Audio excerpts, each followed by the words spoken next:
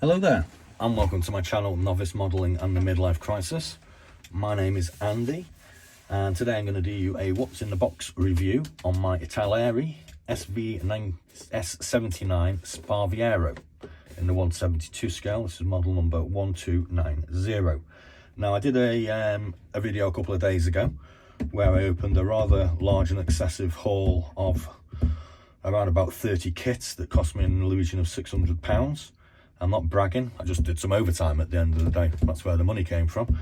A few people, I did actually say on the video, if you wanted to see any of these kits, what's in the box, just to get in touch. And a guy called Ian, who's a new subscriber, kindly messaged me and said, I'd like to have a look at this one.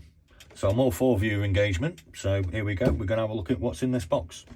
I've also got the Henshaw HS123, this MiG 3, and this rather nice looking Arado E555.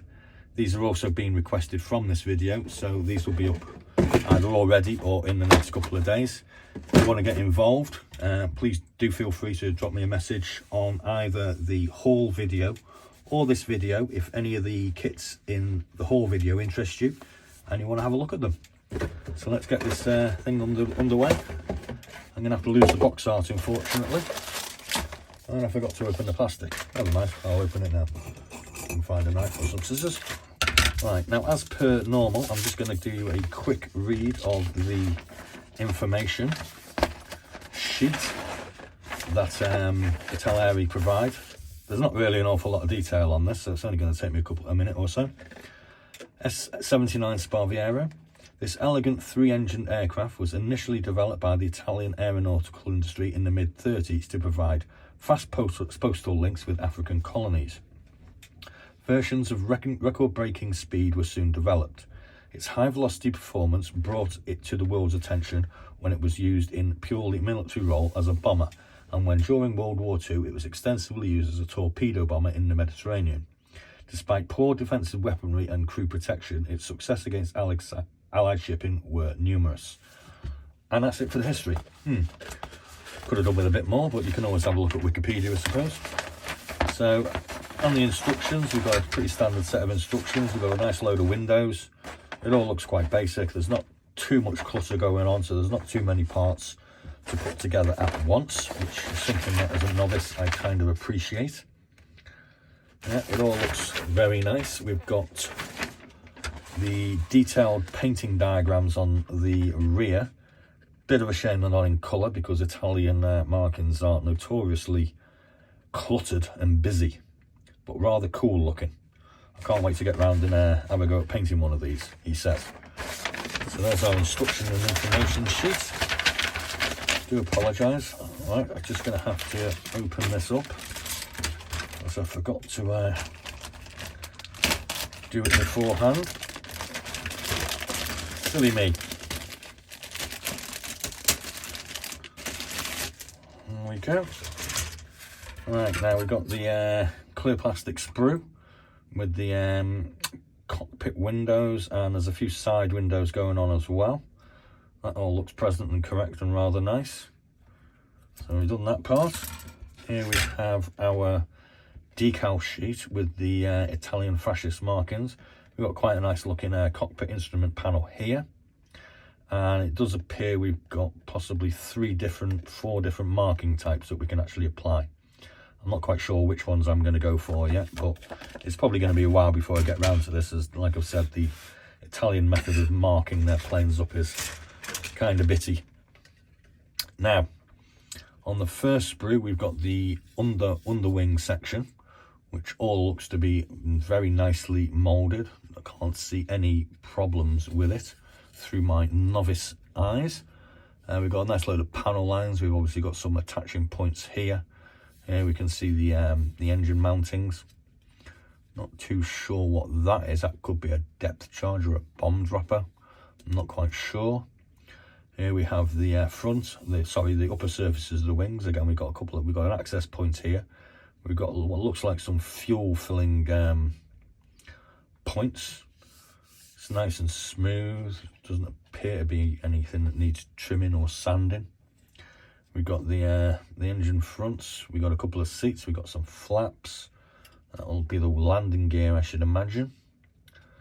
I'm guessing these are going to be the covers for the landing gear. So yeah, that all looks quite nice. The tail wheel looks really nicely detailed. Seems strange to pick out the tail wheel, but it does. I'm not too sure what some of these small parts are for, but I'm sure a closer inspection of the instructions would help us out. Obviously we've got some steering wheels here, or whatever they're called.